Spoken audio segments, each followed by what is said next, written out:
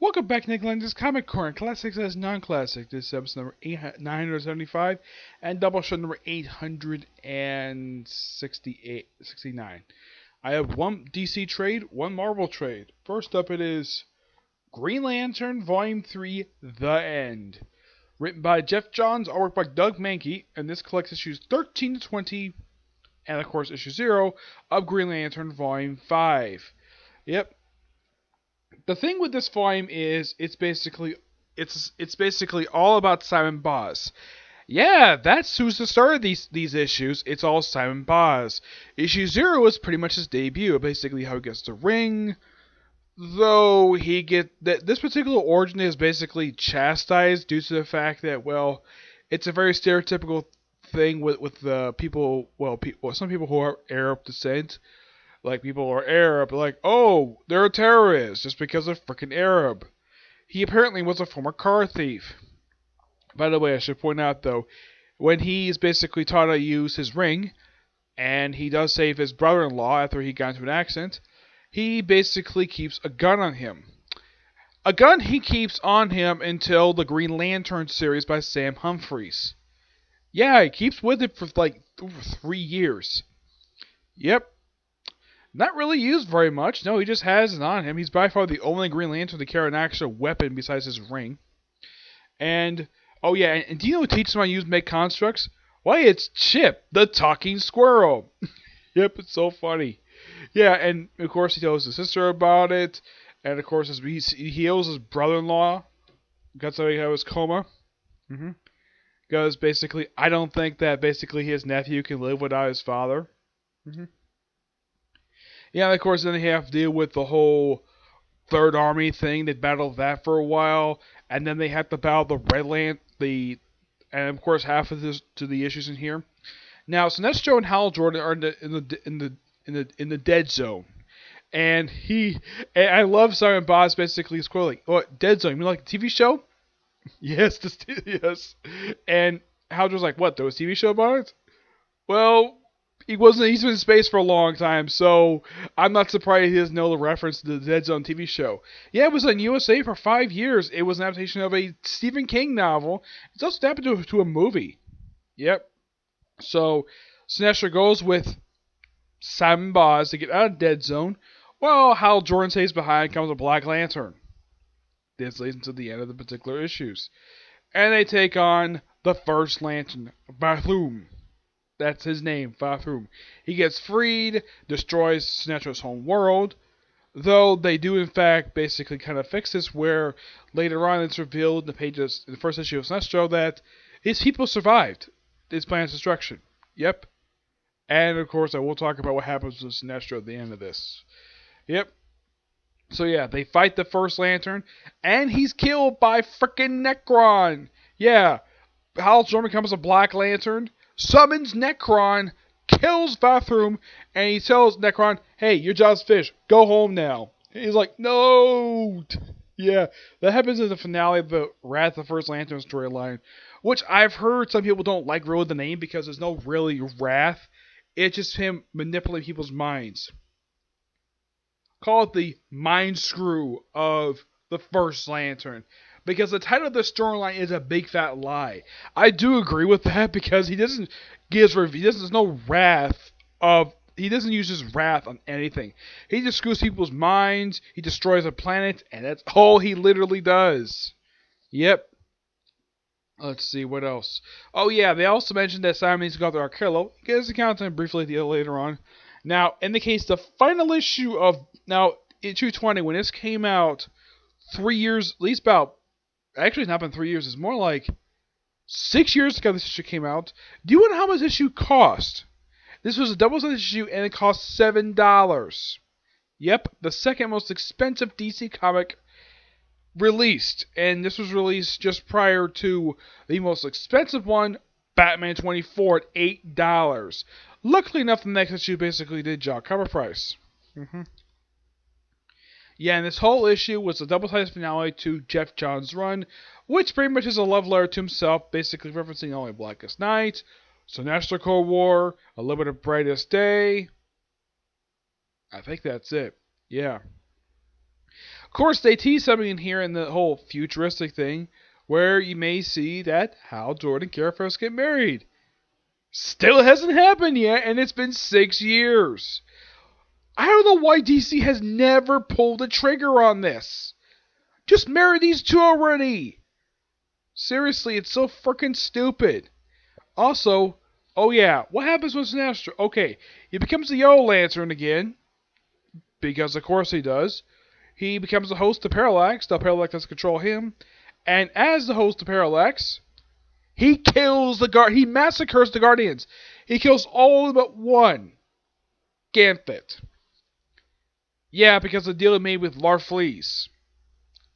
That he gets him, and of course, Larfleeze gives up, well, Ganthet's girlfriend, Sunny, who somehow was alive.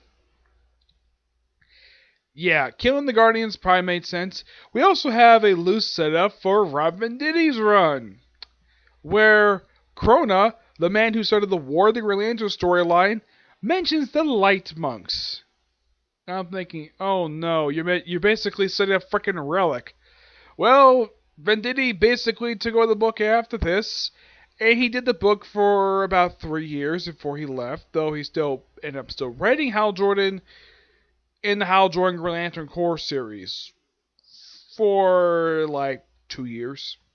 Yep, 2 years. Now, what happened to some of these characters afterwards? Well, Simon Baz, of course, DC almost jack frickin' squat with him. Let's see, he showed up for the finale for the first look Justice League America, played a tiny part in Trinity War, showed up at the end of Justice League America before it was relaunched at Justice League United, showed up for Godhead, and then after Godhead, he just shows up in Green Lantern Corps, in the, well, first it's basically Legion Lost. Not Legion Lost, more like it's the two miniseries that come right after Green Lantern Corps ended, where the Corps is lost. Yeah, it's basically Corps Lost, and in the course Oblivion. Yeah, he appears in these two miniseries, and of course he gets headed back to the other one because the Corps are sent back to the past for some reason. I have no idea why. Yeah, it happens in those two miniseries. And then finally, after Jeff Johns wraps up his run on Justice League, he joins Justice League. And he gets his own team-up book with Jessica Cruz, a character who DC actually does give a damn about. But not Simon Baz. Nope. Oh, by the way, what book does Simon Baz show up in during Godhead? Shows up in frickin' Red Lanterns. Toward the end of Charles Schultz's run, nonetheless. Yeah, and apparently he was the only Green Lantern actually allowed on Earth. Yeah, isn't that weird? He's like the only one allowed, and yet, yeah, that was a deal that apparently Guy Gardner, who at that point was a Red Lantern, the next reference end here, where he says, yeah, where Hal Tross is like, what, once a Red Lantern, always a Red Lantern. Yeah, setting up for Guy Gardner's time as a Red Lantern in the Red Lantern series. As for Kyle Rayner, well, he just does whatever the heck he does in the new Guardians series. As for the Corps, well, they do whatever Venditti does, copying what Venditti does in his own book. Yep. Okay, and what happens with Sinestro? Well, after these issues, I'm going to give this book a 9.5. This is really, really good. After this wraps up, he next shows up in the pages of Forever Evil. Yep, he does make a single appearance between this and Forever Evil. He shows up in Forever Evil, shows up completely out of nowhere. It is explained that basically Batman got his hands on a Sinestro Corps ring. Somehow. That was never explained. Apparently was damaged. And yeah, he points out that, yeah, Batman potentially be a Sinestro Corps lantern. Me. And after Forever Evil wrapped up, and of course he has a one-shot, especially with Valence Month, he got an ongoing series that lasted for 2 years. Great series. Colin Bunn did a fantastic job with it. And after that book ended, he showed up in the first arc for Hal Jordan Lantern Corps, where his hair turned gray for some reason. Yeah, I don't know what the explanation for that was. And then he showed up in, like, after the opening story, he didn't show up again until he showed up in a couple issues of, at least one issue of Superman by Kay Perkins. Which, I'm thinking, though, why the heck would Kay Perkins write an issue featuring Sinestro? At least when James Mooney wrote the issue, he wrote featuring Deathstroke, at least it made sense because he was the guy who preceded Christopher Priest on Deathstroke. Kate Perkins made no sense at all. I'm like, why can't they get contact Colin Bunn for this issue? Who knows? I think like after that, I don't think Sinestro's done pretty much anything since that particular storyline since he showed up there. Yeah, I can't think of any other place he's shown up. Not really, no. The Court themselves basically got taken over after he disappeared after having his battle with Hal Jordan, where his daughter took over the Court, and she, in the Sinestro Court title, she was a supporting character. Well, first she was a Green Lantern, and then Sinestro basically took away the Green Lantern to keep her here and made her a Sinestro Corps Lantern. And when the Green Lantern Corps showed up, they called her a traitor. Yeah, almost started another Sinestro Corps war, but look how that was stopped. And of course, he tried to start a relationship with Kyle Rayner, and then that fell through due to the fact that he lied, didn't tell her about the fact the guy they killed was their son from the future. And of course, Sinestro Corps went off and never seen again. Though Arkello does occasionally show up now and again. Yeah. But that's it when it comes to that. But Boz himself gets his own team up there with Jessica Cruz, which lasts for about 57 issues before it gets canceled. Went through a few different writers. Yeah, first was Sam Humphries, and then it was Tim Seeley for a couple of story arcs, and then finally we ended with Dan Jurgens and Mike Perkins. Great deal that is. Yeah, and the book was really good. After that, Simon Boston I've been seeing since then. Jessica Cruz, however, got moved over just like Odyssey, which is still a prominent character in that book. Alright, let's move on to Marvel, where we have Weapon X, Volume 1, Weapons of Mutant Destruction, Prelude. Yeah, this collects the first 4 issues of Weapon X Volume 4 and Totally Awesome Hulk number 19. All the issues here written by Greg Pak. The artwork done by the tracer Greg Land, though I don't think he does the Totally Awesome Hulk issue. No, I think that's done by somebody else. Yeah, the artwork for that one is done by Robert Gill.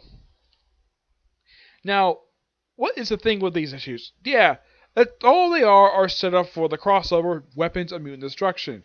Now, when you read these few issues, it seemed as though the book was not going much gameplay. Just so you have these characters. You have Old Man Logan, Sabretooth, Lady Deathstrike, Domino, and Warpath being attacked by cyborgs. Now, in the case of most of these characters, I would say that three of whom basically make sense, because Logan and Sabretooth are passed with the Weapon X program. Basically, Lady Deathstrike, kind of the same thing. Warpath, probably because of the fact he has antimonium knife, which you guys get from Storm. Domino makes the least sense, because here's kind of the thing. She's had no history of Weapon X prior to this series, and yet they decided to go after her. Yep. And of course, she does join up with the team after people want to hunt me down? Sure, I'll team up. And of course, later on, they meet up with the Totally Awesome Hulk, Amadeus Cho. Yep, they figure out where these cyborgs are coming from. A revived Weapon X program. As for who revived it, well, they revealed the leader of the Weapon X program, and when I originally saw this a couple years ago, I'm like, wait, you're dead. You got vaporized by Hope Summers in the Second Coming, along with Bastion and Stephen Lang. Who was the Weapon X program? Why, it's Reverend William Stryker. Yeah, and they do give an explanation of how the heck he's here later on. A very bizarre explanation. And of course, this is also set up not only for that crossover, but also for a spin-off series of this called Weapon H. That's the story for another time. But yeah, this is actually pretty good. Oh yeah, and despite the whole thing of Greg Land doing his tracing thing, which by the way, it's not that bad. No, not really. He doesn't exactly do the same exact pose like every few pages. Not really, no. There's maybe one page I can think of in here where he's actually copy and paste two poses on mirror images of each other. Yeah, and it's basically with the Hulk. And one thing I at least appreciate though about this, and I'm sure that Land was probably told by Pac, don't do this when you're drawing these characters fighting. Do not have them smiling. If you read this, well, yeah, you do see Sabretooth smiling, firing a rocket launcher, but that's fine, because he's having fun, blowing up cyborgs. But beating people up, yeah, you don't need to have him frickin' smiling. Yeah, it's completely unnecessary to do. Like, oh my gosh, yeah, it is completely unnecessary to do when it comes to, like, fighting. I'm sure Land has been chastised a lot recently, like, over the years for this. By the way, this is how Land draws Amadeus Cho. It's not bad look for him. No, it isn't. Yeah. Now, prior to this, Warpath, look, here's basically what I'm talking about. You have him pretty much in the same exact pose. Look at this. 2 pages. Yep. Yeah, and of course, this leads. Now, the reason why Hulk is here because Weapon Export went after him as well, because they mistakenly assume he's a mutant. Yep, that's the reason for this. Now, what were these characters doing prior to this? Well, in the case of Logan, he was still pretty much active in Secret War, so. Excuse me. Anybody reading like X-Men, Extra X-Men, X-Men Gold, and his ongoing series, yeah, you're pretty good at what he's up to. Sabretooth wasn't Candy X-Men. Yeah, he was. And then, like, right after that, I don't think it featured much anything until this came out. This was practically his next book he featured. Domino was featured sparingly prior to this. I don't really remember exactly what she was doing prior to this. If you want to think of one character, like, there are 2 characters like Warpath. The last time he appeared in the comic was back in, like, 2013. Actually, yeah, it was 2012. It was toward the end of X-Men Volume 3. That was the last time I saw him. Because he was featured in a single comic book prior to this for 5 years. But what about Lady Deathstrike? Well, prior to this, her last known physical appearance was in the pages of X-Men Volume 4 by Brian Wood. That was the last time she was seen. Yep. Now, excuse me, at least about 3 of these characters make sense. Logan, Sabretooth, and Lady Deathstrike. These 3 make sense because these 3 have a long history with an X program. Warpath, mainly because of metal in his body. But like I said, the one that makes the least sense is Domino. Probably because Domino wasn't doing anything. I'm sure Ripock was like, hey, can I use Domino? I guess he'd be like, sure, why not? Though I should point out, though, when this came out 2 years ago, this is actually one of 3 titles that Logan was featured in. Aside from his ongoing series and featured X-Men Gold, this is the only book he's featured in. Yeah. Everybody else, this was like the only title to feature in at all. Yep. But this book managed to last for a couple years. This book a 9 out of 10. It's pretty good. Yeah, the book itself managed to last for 25 issues. But I'm thinking, what, did it end this year? Nope. It actually ended just last year. Completely out of the blue. Yeah, the thing with this series was, it came out just like with X-Men Blue and Gold, it came out twice a month. Because of course it did. When you first read like the first few issues, you read this trade here, or at least when the first issues come out, you're like, where the heck is this book going? Because it feels as though it's taking a while to get this team together, and of course, with the Hulk, and of course, leads to the book itself has a much better direction after, like after the Weapons and Mutant Destruction crossover, which of course is actually a pretty good crossover.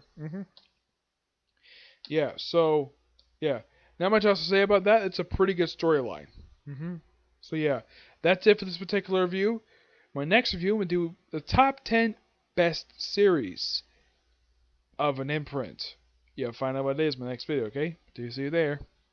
Bye.